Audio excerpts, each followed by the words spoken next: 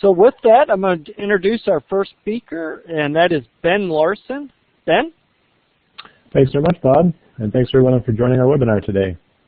As Bob said, my name is Ben Larson, and I have the privilege of managing the National Wildlife Federation's Forestry program, which is focused on private forest lands in the Southeast.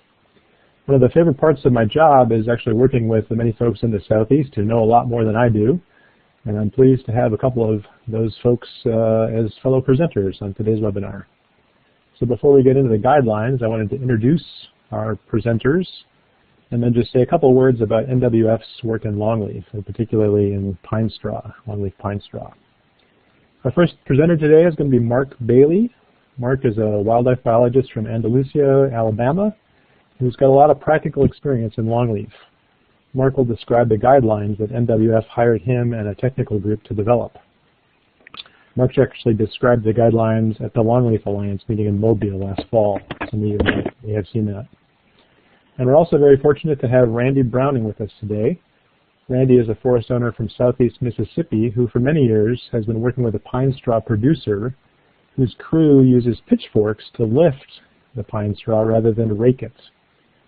As Mark will discuss, if crews that lift are available in an area, lifting is actually one of the practices that we recommend in the guidelines.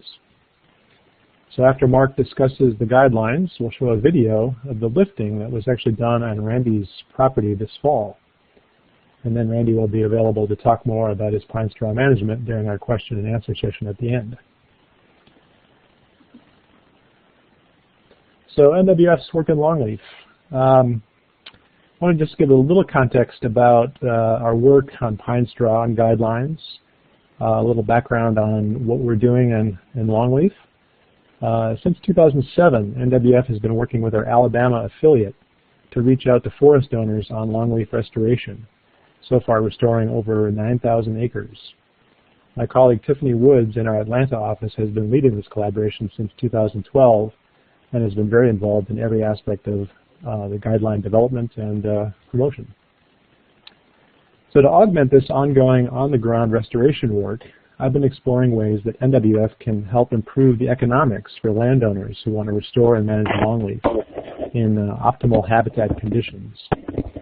Developing these pine straw harvesting and management guidelines is actually the first project in developing premium markets for longleaf products.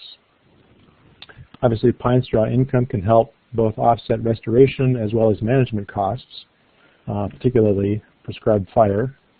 But there can be negative impacts from pine straw harvesting, either from the harvesting itself or in managing the stands in ways that maximize pine straw income, particularly by maintaining high density of trees or not having a burning program. So we hope our guidelines can help find a balance between making money and managing habitat. Specifically, we had three aims in developing these guidelines. First, we wanted to compile current science and experts' reasoned judgment about practices that can mitigate the impacts of harvesting. Second, we wanted to provide that science and wisdom in an accessible form to landowners, land managers, and others. And then lastly, we wanted to develop a scientific knowledge base to determine which practices to include in the certification of sustainably harvested pine straw. This marketing and certification isn't the subject of today's webinar, but we hope to develop a pilot market for certified pine straw, and then maybe in a year or so we'll have another webinar to share the results of that pilot project development. So Mark will explain the guidelines, how they're developed, what they contain, but I did want to emphasize that we'd really like your feedback on these guidelines. We know this is a many-sided issue. There's not in terms of people having different sides, but there's many aspects to developing guidelines for ecological harvesting of really any product.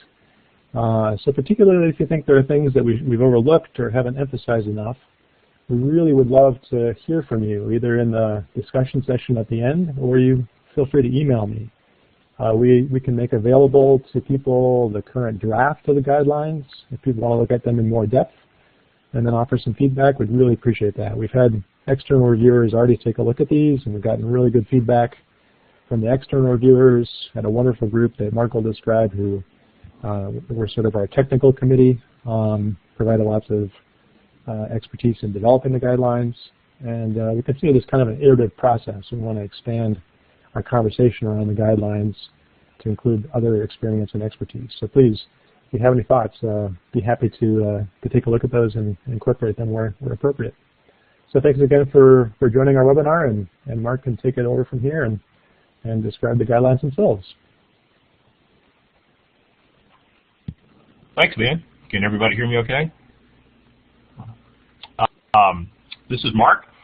It's a real pleasure to be with everyone this afternoon. I was the compiler of these guidelines, but they did not come from me. This was a collaborative effort of a group of folks.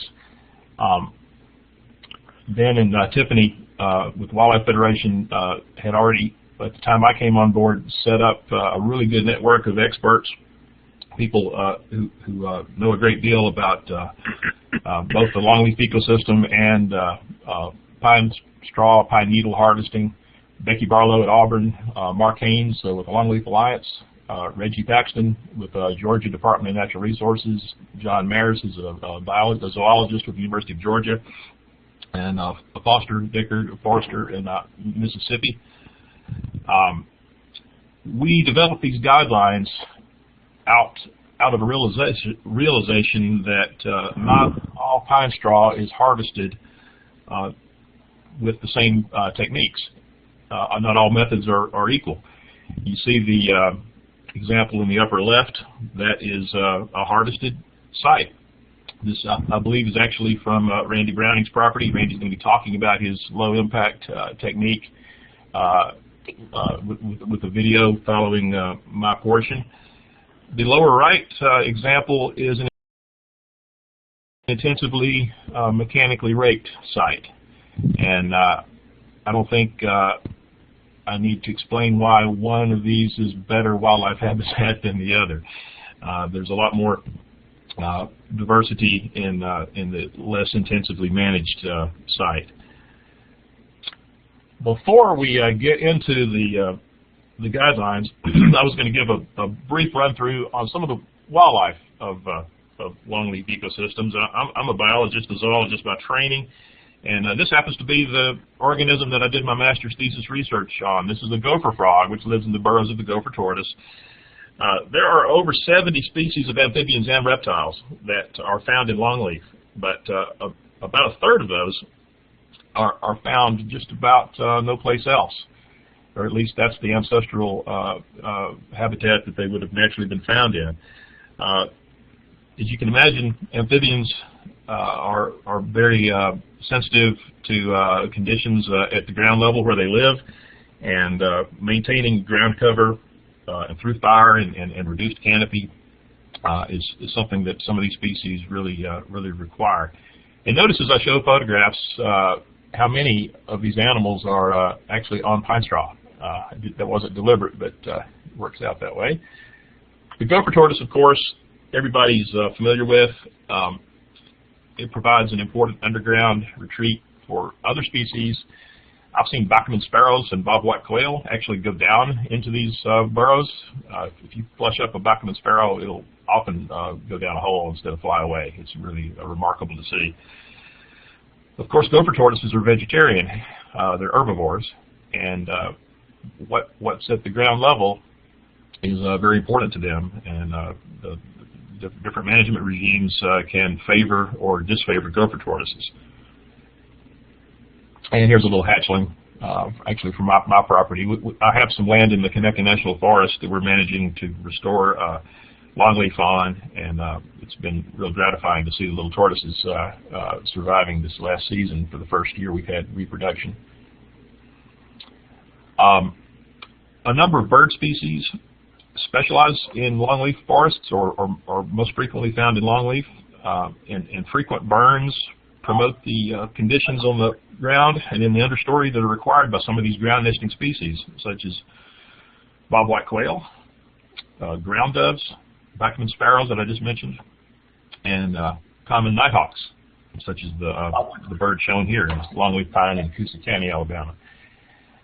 Nighthawks nest directly on the ground. Notice the pine straw again, and that's going on right now. If you're out walking in longleaf forest in the southeastern United States, watch your step, because the nighthawk will fly off the nest, and it'll let you know that it's not happy that you're there. But these are not very easy to see. They're even harder to see after they've hatched out. If you look closely, you might see the hatchling nighthawk in this photograph. If you look closely to the eye, there's a dark eye there. That might help you out a little bit. And there he is again. So it's that time of year to be watching where we're walking. Of the 86 bird species that are typically found in longleaf forest, about 36% of those forage on or near the ground. And again, what we do to that forest floor has a big impact on these species. As for mammals, there aren't a great deal of mammals that are specialists in longleaf forest, although there are a few. And these are not fire ants, as you might think. If you live in South Alabama or South Georgia or parts of Florida, you would recognize these as the burrowing subterranean pocket gopher, southeastern pocket gopher, which strangely is called salamander by a lot of folks that know them, although they're not amphibians. The pocket gopher, like the gopher tortoise, provides a lot of underground habitat for other species. There he is making his mound. You don't see the pocket gopher actually very often. I've seen one in my life, and photograph was taken by a friend of mine. Well, moving on to the guidelines. When we started this process, well, we recognized that tracks could pretty much be categorized into one category or another. The first being the less biologically diverse sites, such as old field, the stands that are on old fields, or maybe they were formerly planted, maybe they were loblolly plantation at one time, or maybe they were even longleaf and they just had zero fire for years and years, and they have very little ground cover. And then the other type would be natural or even semi-natural stands that have at least some of the ground cover remaining. This type, it's because it still retains some of its native ground cover. It can be functional habitat for some of the species requiring that diversity, or they can be restored pretty easily through burning and thinning. Now, this is better wildlife habitat, but it may not be as lucrative a source of pine straw as the other type that can perhaps be more intensively raped without any real damage to the wildlife, since there's very little wildlife there. Again, this is you can see even the contours in the field that was on this site prior to planting. And again, this is actually on my property. There's bahia grass mixed in there with this, but you can manage this with fire and simulate the habitat that a lot of these longleaf species do really well in. Moving on with the guidelines, when you're selecting your site, we wanted to point out that if a site has rare sensitive species, it's probably best not to harvest straw on those sites, or if you do, to use the less intensive technique, such as the hand lifting that Randy's going to be talking about.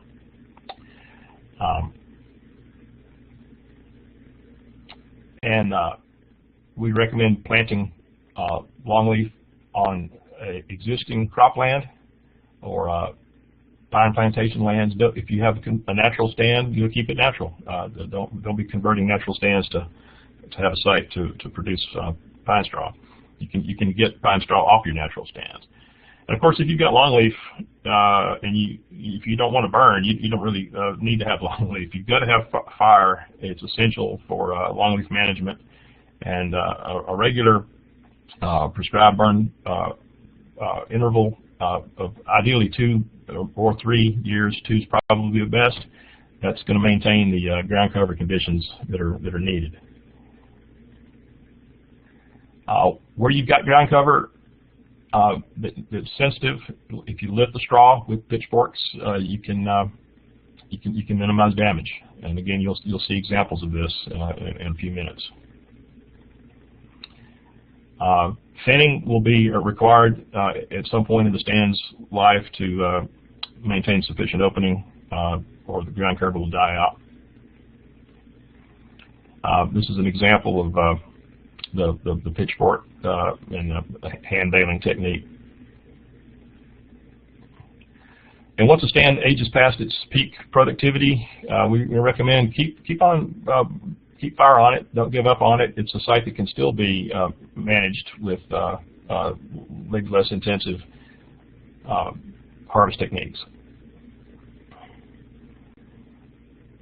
Divide harvesting areas into units with appropriate straw harvesting intensity to maintain a frequent burning plan and enhance the habitat quality. If you've got patches of habitat that are broken up, connecting them with habitat corridors will help facilitate wildlife movement.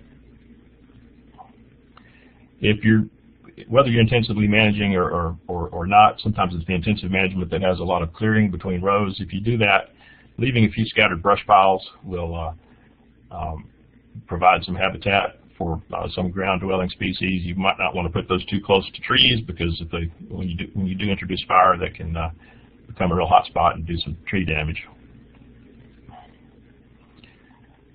Taking off only the upper level of straw is advisable. You can leave the gray decomposing needles that are very important to maintaining soil moisture and fertility, and that's what's often done with the lifting technique. But if you're in there with a mechanical raking device, it's going to result in this bare soil. Herbicides are often needed, but the recommendation is to use them only if absolutely necessary, especially where you've got invasive species. And of course, targeting the undesirable species with the right formulation is important, so you do maintain your grasses and your forbs. If you're doing the high impact and intensive raking, you might want to set aside some patches of habitat on the property that have relatively open canopy that can retain that natural ground cover, and they can be managed with either the no straw or the hand collection removal. So this way, later on, you've got reservoirs of biodiversity that can move back into the stands after perhaps they're not getting quite as intensive a management treatment. And that's the guidelines that we have. I'd like to acknowledge these folks that were very, very helpful in reviewing the guidelines, and we're going to have some questions, I guess, at the end. I think I can turn it over back to Bob to start the video now. Thank you. So let's, what we're going to do is run a video on your computer. Bear with it. Some of you, if you have slow connections, may have a little bit of trouble with this, but and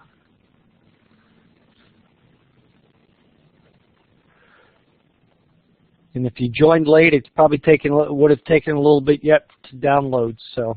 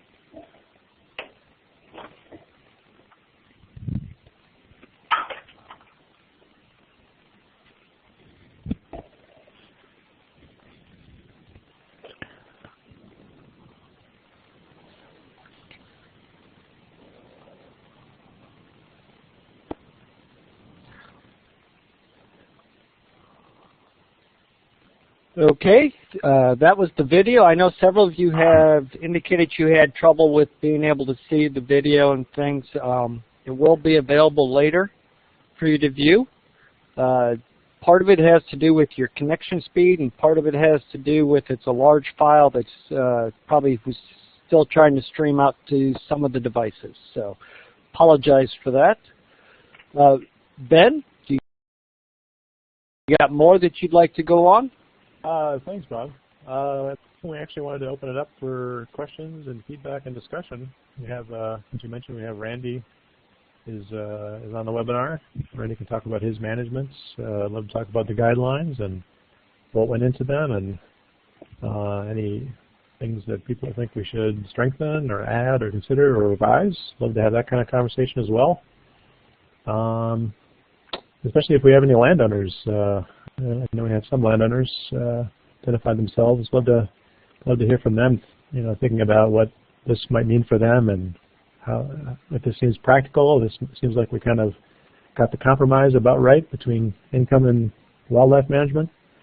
So at this point, let's open it up for discussion, and then we have maybe some questions will come in through the chat box that Bob can bring to the group. Yep. And then, like I said, my email address is up there on the screen, so if people have follow-up questions or suggestions, love to hear from you. I can send you a full copy of the draft of the guidelines as they now stand. Also, I can send you a link to the webinar, or a link to the video. It's up on YouTube, so you can look at it at some other point. So the first question that we've received is, with lifting, how much do the bales weigh? They're going to average about 20 to 25 pounds a bale. Do we know how that does? So does that differ from mechanical raking? Do they weigh more or less? That I can't answer that. Maybe somebody else knows, because I've never worked with mechanical bales.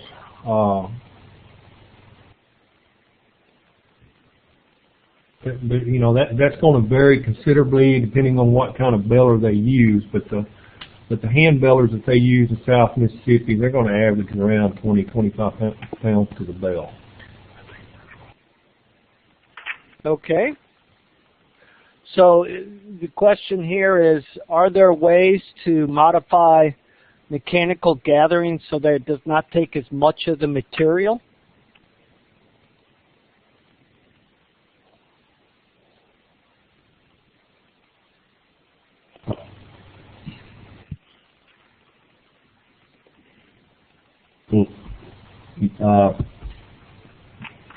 I'm talking to some of the mechanical producers. There are lifters that you can adjust the height of the machinery that picks up the pine straw, but that usually would be just a matter of a few inches, so it would be very difficult with the mechanical harvesting equipment I've seen work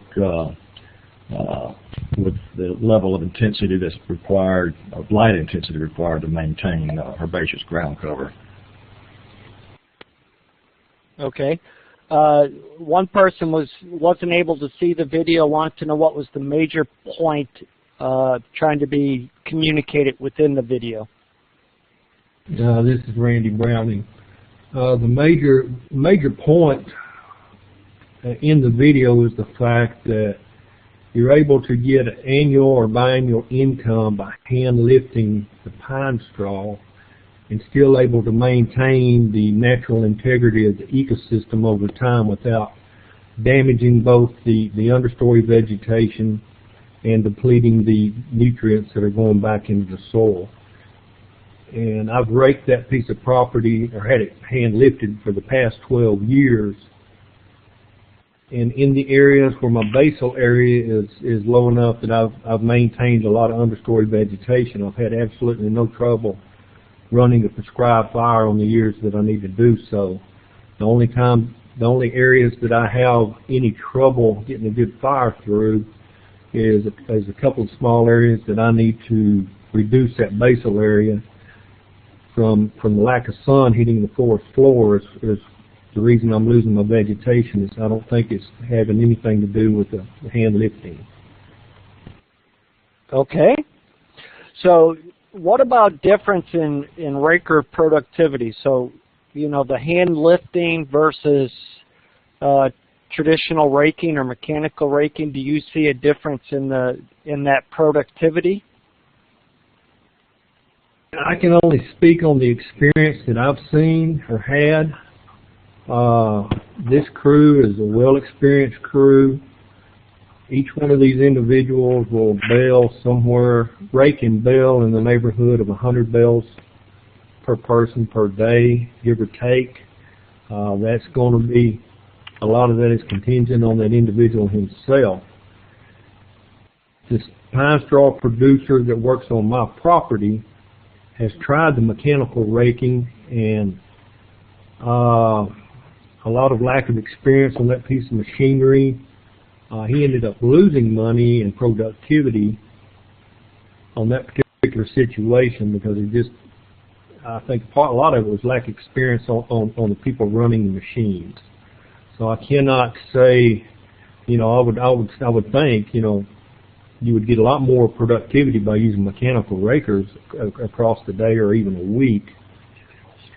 But you're getting all the straw and depleting a lot of the nutrients that I personally want to put back on my ground. Okay. So what about the markets for selling bales? Is it just to nurseries, or are there different markets? Yeah, we don't really want to get into that prematurely. We really haven't done much of that work yet. What we hope to do is to share some positive news from our pilot project that we're going to do over the next year or so.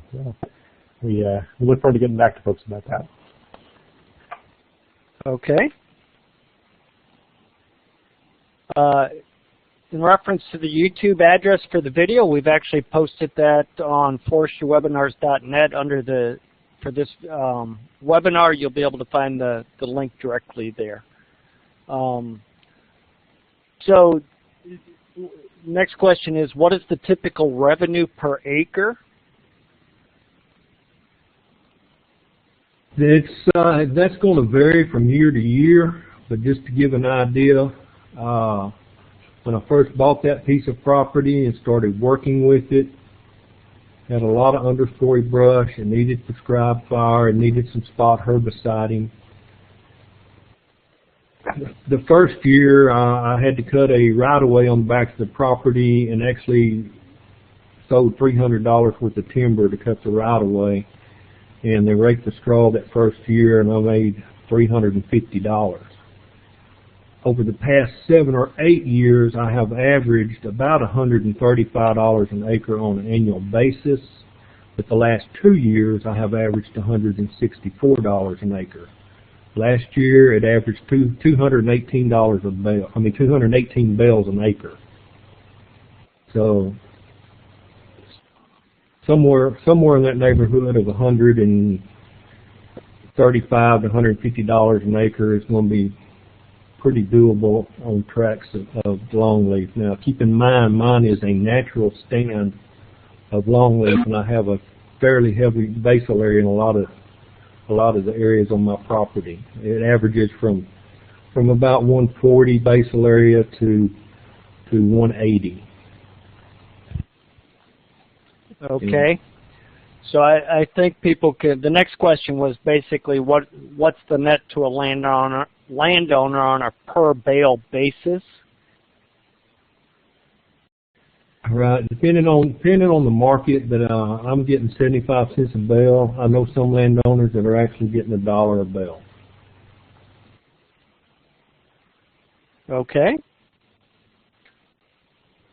So we know that pine straw holds most of the nutrients in a pine stand. So with the raking of the pine straw and removing it from a site, do you have recommendations on how much fertilizer that would have to be used to offset this? I've heard recommendations of 200 pounds of DAP to the acre. So far, I have not had to fertilize my tracts any at all. I'm still getting 5 rings to the inch, so getting fairly decent radial growth. I have not fertilized yet, but some of the other landowners in my general area, local area, they'll put out as much as 200 pounds of DAP per acre. Do you do any foliar sampling or soil sampling to manage your fertilization regime? I have not, no. Keep in mind, I have a small acreage. It's very relatively small, but I have not, and have not done any sampling. It's a good point. I need to do so to see what's going on with it, but I have not seen any reduction in radial growth as of yet. My biggest problem is I need to thin some of the stands because I'm getting too high basal area. Okay. So that's a good question. So what is the target basal area that you're trying to maintain? Somewhere in that 140 to 150, I get a tremendous amount of straw, and I'm still able to maintain the understory vegetation. If you could drop it down a tad, you might even be better off. But once I get up into that 180 range, I'm starting to lose some of my understory. So in that 140 or so has been real good on my natural stand, which is going to be a little high on a restored project. Okay, so here's a question about prescribed burning and pine straw. They're wondering, how do you manage the burning and pine straw? Do you collect straw prior to burning, or do you collect on years that burning is not prescribed? If straw is collected, is burning temperature significantly affected? So far, on the years that I have raked, like I say, I've raked every year for 12 years, and the prescribed burning has been effective because I have also utilized spot herbicide treatments as well. I do think, though, on a larger acreage, it would be difficult to use a lot of herbicide or expensive, so you might want to postpone raking every other year and utilize prescribed fire to get those intensive heats that you need to do the good as far as reducing woody competition. But I have controlled the woody competition, like I say, with spot spraying of foliar active herbicides. So make sure I understand this. So you burn on the off years of raking?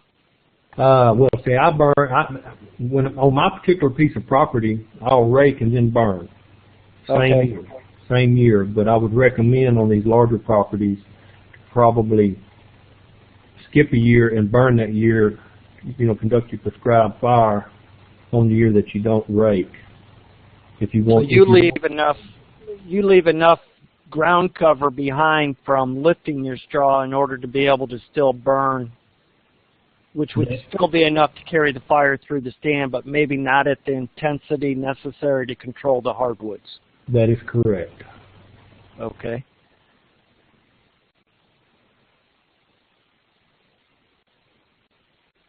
Somebody's wondering, are you lifting every acre every year?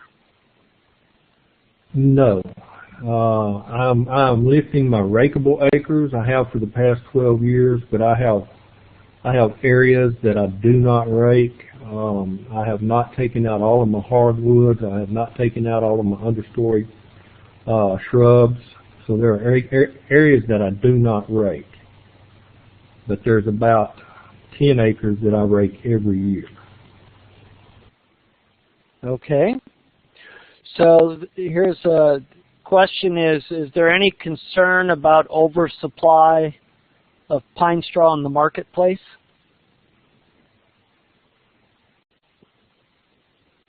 Well, that's a marketing question, and the pine straw market's still relatively young, and especially in Mississippi. Not nearly as developed as it is in Georgia and North Carolina, but that's always a possibility, I guess, with any kind of resource. And then, is there any harvesting of longleaf pine straw on the National Forest in Mississippi? There is on 16 section land, the school board's land, but I don't know if there is or not on the government forest. I'm not aware of any significant commercial pine straw raking on government U.S. Forest Service land. So this person's interested in knowing what time of year do you burn and what time of year do you rake? I generally like to have them to come lift my straw somewhere around Christmas to New Year's in that time frame, and try to conduct my prescribed burns in February if all possible. Although we did conduct a late September prescribed fire on a portion of it this year, and then they raked afterwards. There was just so much understory hardwood competition at that, plus we had a tremendous cone crop this year. I was wanting to catch the natural seed fall, so we site prepped it for the seed fall late September, and consequently was able to lift a fair amount of straw in that area. And the interesting thing is by them hand lifting, they did not damage the newly germinated longleaf seedlings that I captured.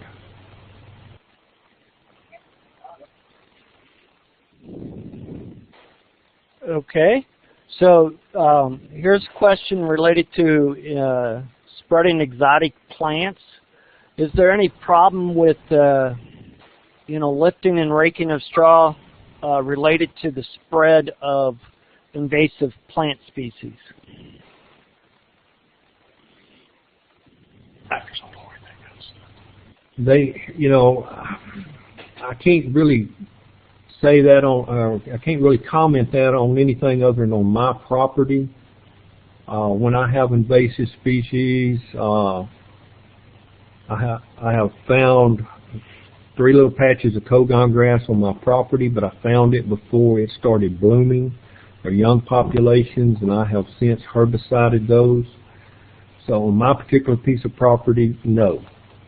On bigger tracts where they have Kogon grass infestations, as light as that seed is, I guess there is a potential with that with hand lifting, but it would be no more so than mechanical raking potential. But the thing on that, from my instance, is I don't want them raking through those areas anyway, and I'll keep them out of them. But I have herbicided my particular patches prior to any blooming of the grass.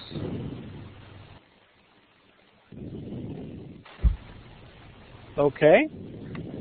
So the next question is, person is wondering if the Forest Service is showing let's see what it says.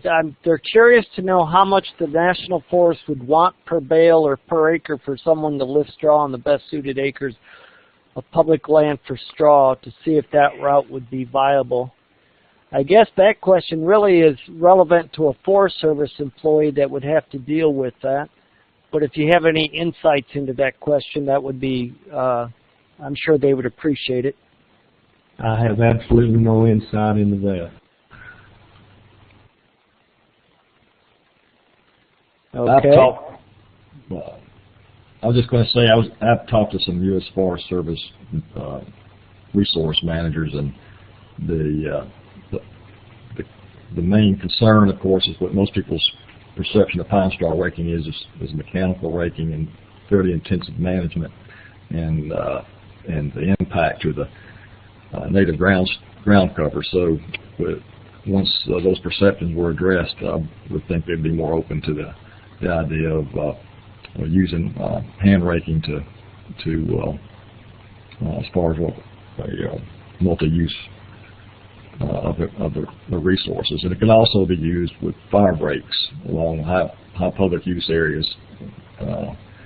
Managing for pine straw could be a way of commercially and cost-effectively maintaining a fire break along the edge of a national forest with high-risk wildfire areas. Okay. So here's a question in reference to, you mentioned core samples. I think what they're talking about is you've possibly have increment boarded your trees.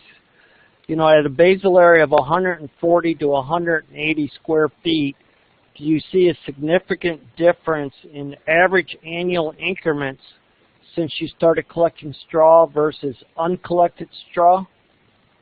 I mean, uncollected sites? All I've cored is my own trees on my own property. I haven't looked outside of that. Actually, I cored it this past year to look at them, and we randomly cored across my property, and from the higher basal areas to the lower basal areas, it was not that much difference. There might have been 5 rings an inch on some of the lower basal areas, and maybe 4 or a little less length on them on the higher basal areas, but it wasn't significant.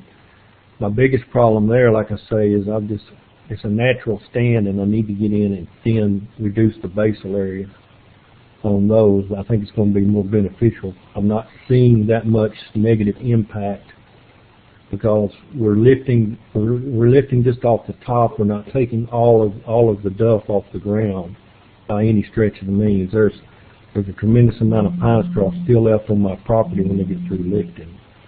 So I think that's one of the benefits right there. I cannot comment on the difference on mechanical raking. I don't know. All right, thank you. So next question is, how many acres can be lifted in a day? You know, I guess that depends on the crew and the individual. You'll get one individual that's gung-ho, and you know, he might get half to 3/4 of an acre by himself in a day. I would say in half an acre per person, depending on the amount of straw. It's probably pretty good. Keeping in mind, I'm saying that I had a 200 to 218 bales to the acre, and they're going to roughly hand lift and bale about 100 bales to the acre a day on average, is what I've noticed. But then again, that depends on the amount of people. I've had them in the past. They have a good crew. They're in and out of my property in 3 or 4 days.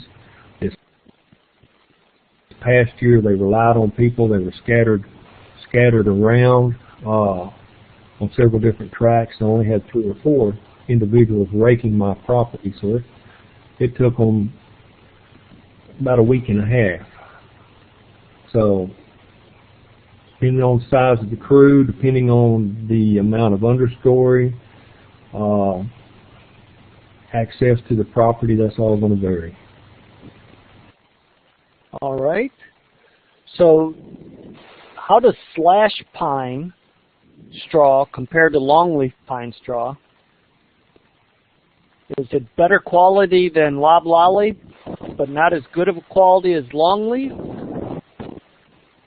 That is my understanding.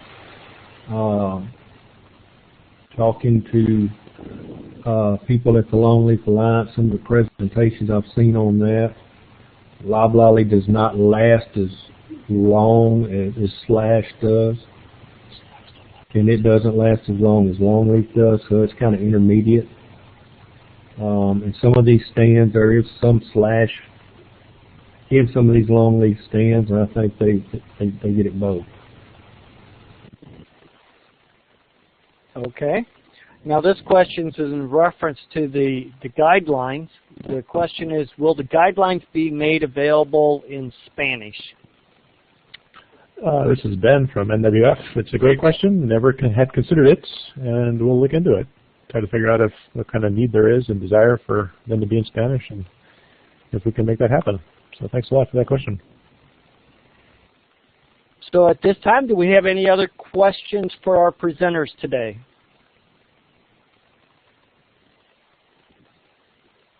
If you do, go ahead and type those in the chat window.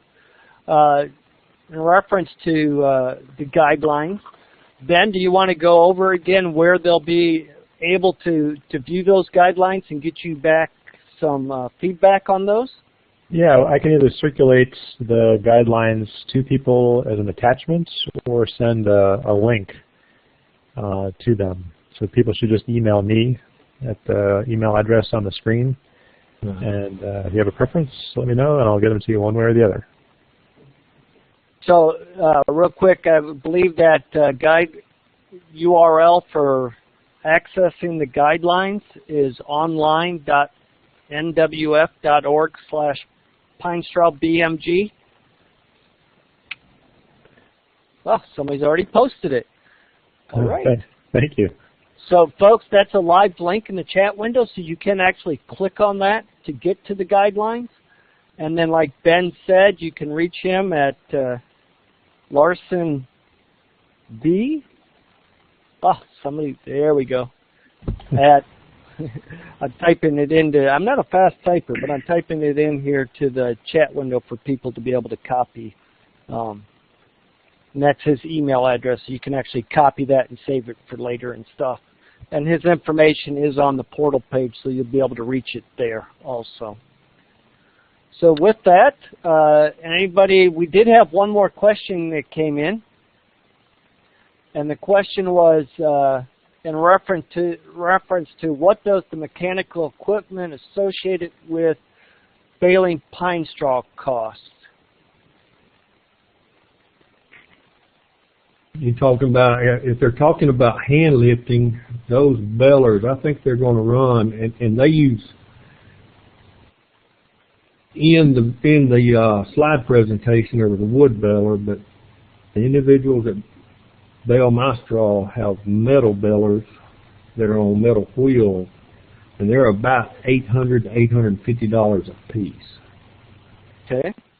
I don't know about mechanical raking per se, hay balers or whatever. I cannot comment on that. But I would like to make a comment while I'm still on here concerning my property and pine straw lifting on that property for those that couldn't see the video or didn't get to see all the video. I'm a wildlife biologist, so wildlife is more important to me than the actual lifting of the pine straw. That's just a nice income, annual income that allows me to do management of my property, to pay my taxes. But it's very important to me that I do not herbicide all of the hardwoods or the brush, and that I maintain the understory vegetation on that property for a whole suite of species. I've had a professor come out this past year, did a survey of my property, came up with over 100 different species of understory vegetation still on that tract. I have gopher tortoises on my property, I have bobwhite quail, there's an occasional turkey, deer, fox squirrels, a whole suite of species that still utilize that piece of property.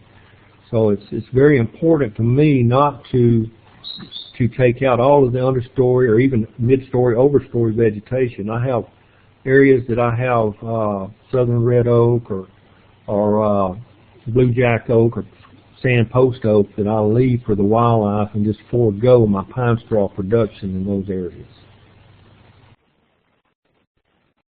Okay, thank you. Do we have any more questions for our presenters or any more comments that we'd like to present?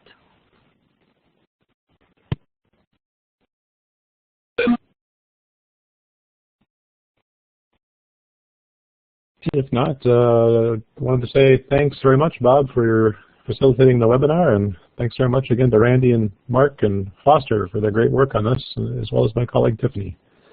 Thanks, and thank all you. everyone who joined the Everybody. webinar today and asked the great questions. So don't everybody leave yet. We actually do have a question that came in, and it's in reference to contract rates for crews. What is the going rate, I guess, for you know, a raking crew to come in? I assume it's people are leasing their land for raking.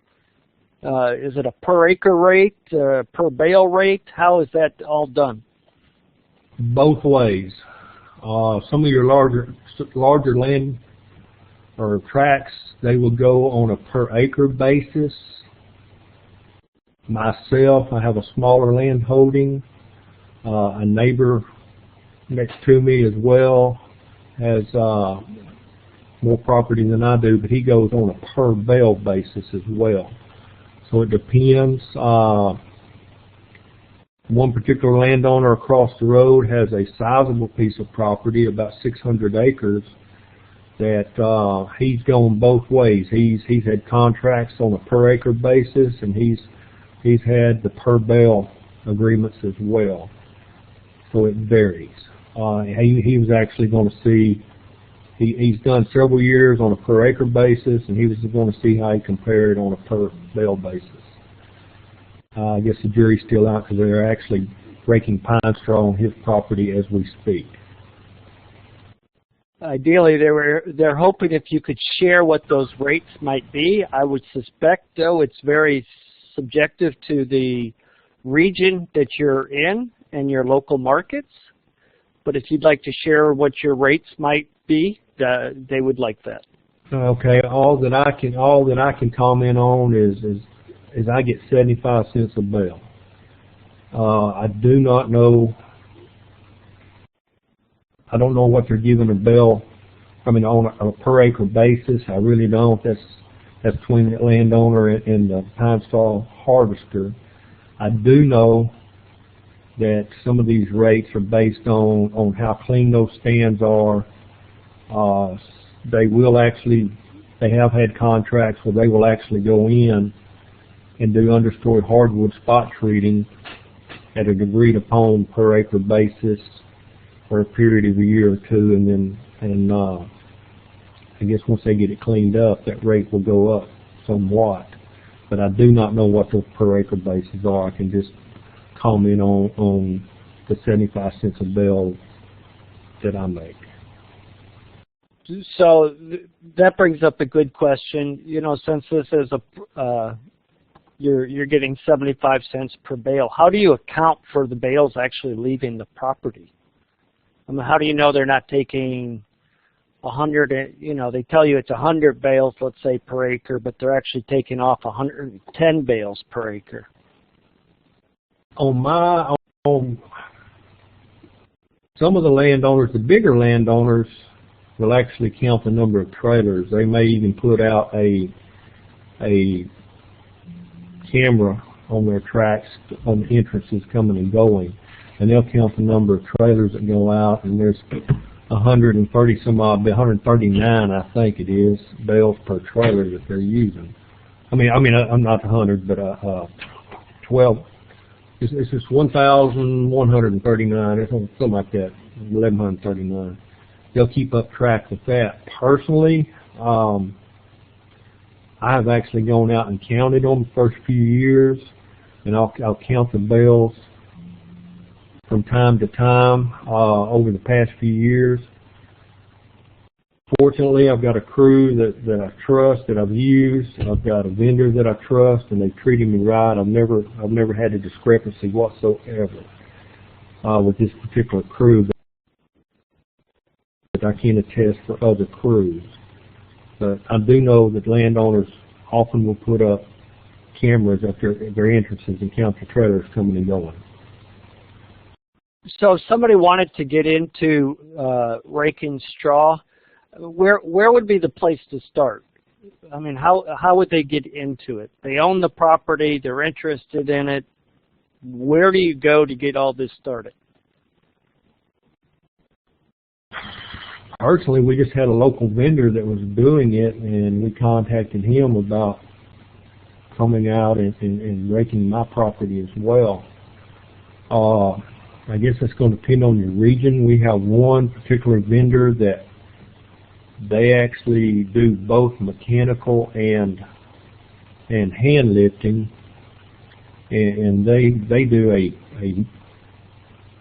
they run their straw through a tub grinder, and they sell it bagged, predominantly in the New Orleans, Baton Rouge area as a finer mulch. So I don't know in these other states. I know on the East Coast there's a lot more pine straw raking that goes on there. I'm sure there's quite a few more vendors available over there to contact. As far as doing it yourself, I'm quite sure that you could Google some of these hand balers or whatever and just start surfing the internet and seeing what's available out there if you want to do it yourself. And that's a viability. That's something somebody could do on a small tract. Personally, I like the guys come in and get out and be done with it. Have it, anywhere from half a dozen to a dozen people to come in and take care of it, hopefully in less than a week's time. But that's just been a benefit that I've been blessed with, to have a vendor that is in my area, in my region. In these other areas, I guess, talk to the local foresters, your local conservation organizations, and see what potential is out there in that area to get somebody to either come rake your property or start doing it yourself. Okay. So here's a question for probably for Ben. They're wondering, is there any planning being done on doing a frequently asked question section or style to go with any publications based on today's questions and answers? Really good suggestion. I did take some good notes, and we have a recording of the webinar, so we certainly would have the information to do that with. I'll talk it over with my colleagues and think that through. It might be a good addition, good way to help answer people's questions. And we're part of today's presentation. All right.